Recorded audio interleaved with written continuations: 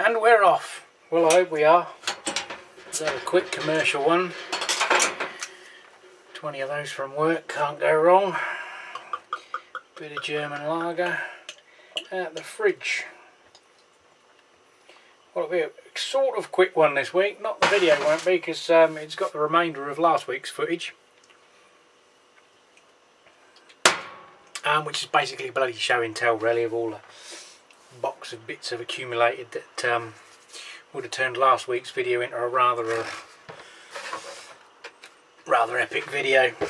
But I've just managed to make enough time to get the tequila lager, whatever it is, Vasa 5-gallon kit. Oh no, whatever, not 5 gallon, is it? 10 litres, 2 gallon, something like that. Anyway, it's quite low. It's 10:34 with the temperature correction, because the time I mixed it according to the instructions it was 31.6 with our nice warm weather we're still having. So it came out 10:34. I mean, I'm not too worried, because obviously I want it low ABV to be drinkable and nice and cool. So I did have one problem though. I tried to take a hydrometer reading, and I should have checked, because I've got loads of these Stevenson's Reeve hydrometers, some in these nice little tubes, some not.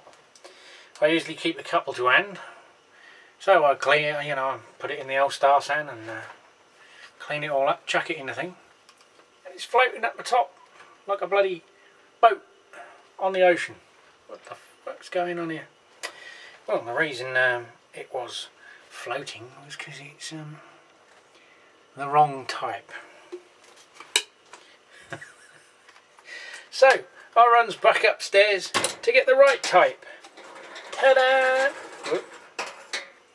So I cleans this one and sterilises it and plonks this one in, and it goes thump to the bottom of the fermenter, because I'm using one of those small half-size fermenters, so obviously it hasn't got the depth.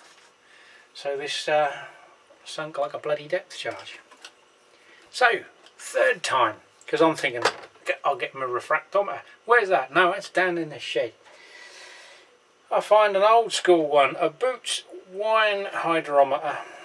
So, top tip is always remember to take your final reading with the same piece of equipment that you done your start with, because they can be different.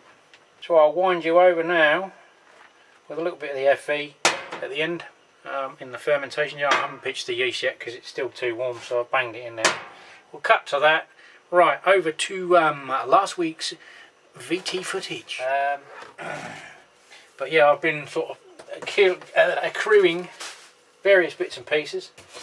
One of the guys on Brew Bay, I can't remember the name of the company he had or still got, but he was being kicked out of the premises he had, so he was basically selling off a lot of his stock that he had remaining for quite a reasonable price. I bought this nice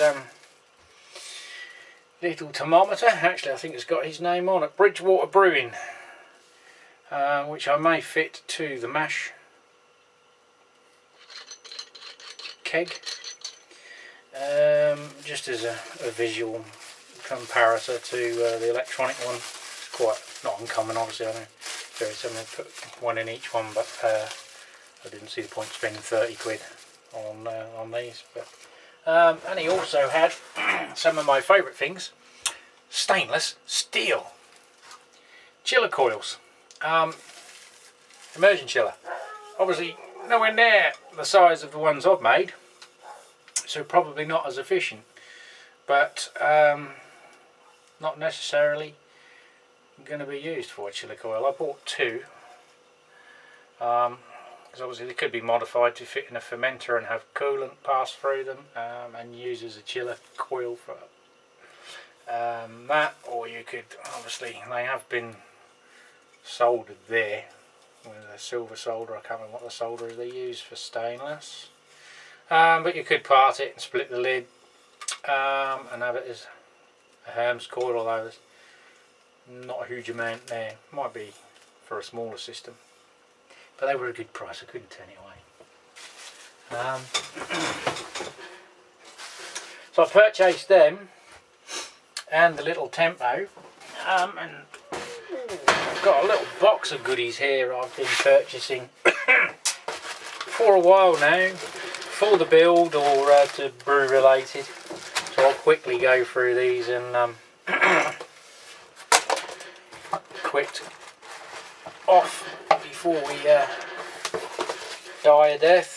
I got some tiny, they were a bit smaller than I was expecting. They're the little, like the plastic glands you get for cable. If the camera will pick them up, I can't see the focus in them very well. They're stainless steel, but they're just the right size for your probe cables for STC 1000. Because I have got to build another STC box. I've got all the kit. I had a box somewhere. Some fully stainless steel Jubilee clips, because quite often as advertised they're stainless steel, but the only bit that's stainless is the actual screw ring. These bits are zinc plated, brass plated, and the screws are as well, so if you're going to have them in your HLT or in your mash, they're going to go rusty. I'm not quite sure how many late it'll be, but with me false bottom to the tap on the mash tun, maybe a piece of silicone hose which will be attached obviously either end with a clip. These ones are your economy version. They're only obviously stainless banding, but they'll be on the hoses on the outside of the system, so not quite as critical. Another bargain I got, some of the Chinese sellers do like a 99p auction or a penny auction. Usually the postage charge will cover the item they're selling, even if it went for a penny. £1.40 postage and a penny. No one bid on one. The other one cost me, I bought two. A few auctions later, it was £3 including the postage. Yes, obviously I wasn't gonna, if one method doesn't work, T joint and in the old kegel, bought a 2-piece one on a T. For shining the old keggies, I want to give them a little bit of a polish. I'm not going for a spit and polish military style shiny, but I got the old polishing stick and a felt disc that goes on your grinder. Again, they're an eBay find. Last in my little box, no it isn't last, sorry, I scratched that, far from last. These little plastic project cases, electrical cases. They come just with a little set of tags that screw in or secure the box. I don't know, they have got a gasket on them, so they are to, you know, some AP rating. But it's just about the same size as the one I have my STC 1000 in. Cut a square out, put it in, 3 holes out for your 2 mains cables and your sensor probe. I bought a new box similar to this to make a second one, but our guy I talk to every Wednesday, he comes and empties our big skip from around the back, has a natter with him. It's about 30 of these in plastic bags, been thrown out from one of his collections. He hadn't put the thing up and crushed it, obviously, because he's not stupid, he's like me, he can see. So, do you want any? It's the Pope Catholic. So I got 6 or 7 of these, about retail £11 each. They're not the sort of cheap Newlet ones, although it's just a name. But yeah, so nice little project boxes. If I screw up, I've got another one. So we found a nice new shiny box to put the next STC project in. I'll chuck all this back in while I'm waffling. So we had filters, and a while back, again on my eBay hunts, I wanted another temperature, electronic temperature probe measuring device. I've got one of the sort of cheap Chinese ones, and I managed to get this fairly new, if it's still, yeah, still charged up, or got batteries in it. One of these, it's an ETI, they're sort of bottom of the professional level sort of thing. Didn't come with a probe. It's the Thermo one, so it's 99p import China. Thermo probe is a little bit short. I might get a longer one, but it is stretchy. So that's a sort of secondary, check your mash temperature and water temperature. It's got a hold button so you can press it, pull it out, read it. And came in a nice little carry case. I believe there was another little plug, so that if you buy a remote sensor, there's a plug there so you can terminate it. Yeah, it's in the bag. It comes in a nice little pouch. Again, it was sort of the sub £6 touch, so I was quite happy I managed to scavenge one of those. And obviously staying on the water theme, let's have some refreshment. Ah, God, that's good. You can't beat a German lager. Was a decent-ish, I can't afford big money test equipment, which is why I scavenge eBay, was a pH 618. I have got one of those cheap, cheerful little yellow ones. Sometimes they come in pinks and blues. Well, they are what they are. They're a bargain basement throwaway item. The sensors on pH meters do deteriorate, which is why some of them are supposed to have a storage solution to stop them corroding away. So this one, I don't know where it is, so you keep it upright and store a little piece of solution in there, but it's a detachable base. This was about £12. I haven't got any batteries in it yet. It takes the little button cells across the top, the little tiny ones, a bit bigger than the watch batteries. They're about 20, 25 quid over here, upwards, depending on who's selling them. I managed to get it off AliExpress with the same seller doing this, and another replacement probe head for about 18 quid all in. And a huge bundle of sachets of the various testing solutions. You need 3. Again, that was ridiculously cheap over there. I mean, they do sell these on there. Yeah, so there's 3 different pH stabilising solutions. Buffer, a 9.18. I don't know. 6.86 and 4s, I think, is what you need.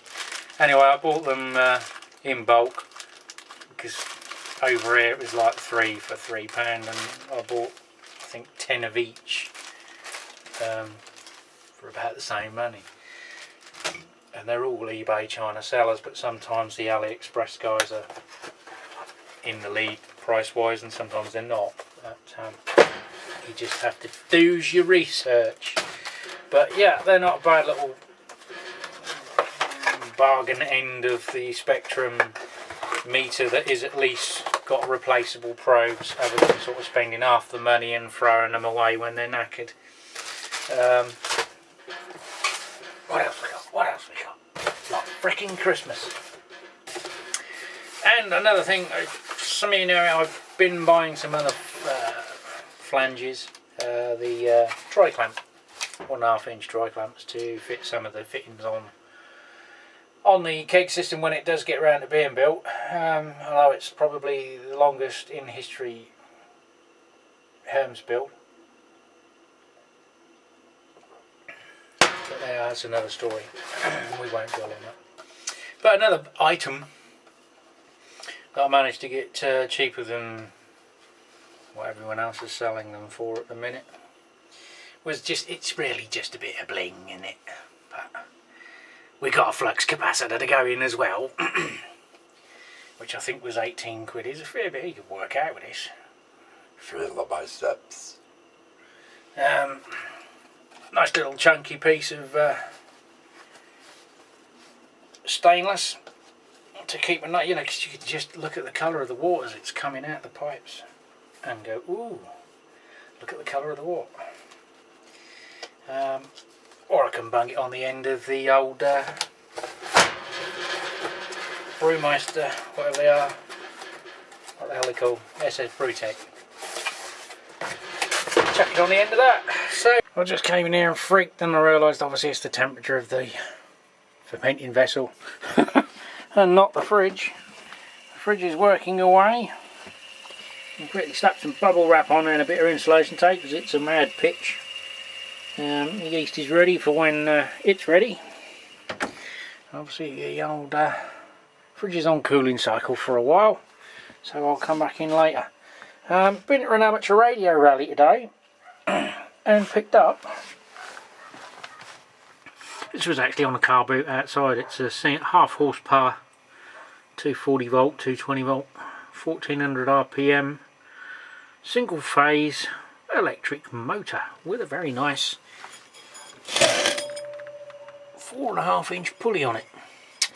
It's literally brand new, it's old stock but never been used sort of thing. Guy fired up the generator and proved it worked. And if I find the right wire, a little bit noisy because it's on the hollow floor, but now I shall be looking for a large pulley wheel to attach to my grain mill. Not that one, the other one, the Bulldog one, so we can electrify it. I've got another slower RPM motor, but the gearing on that is very slow. So we'll have to wait and see what transpires. If anyone knows where I can get a sort of 250-300mm pulley from, with a small internal diameter, we might be having a grain mill build. I'll about hoof out my stainless one for here.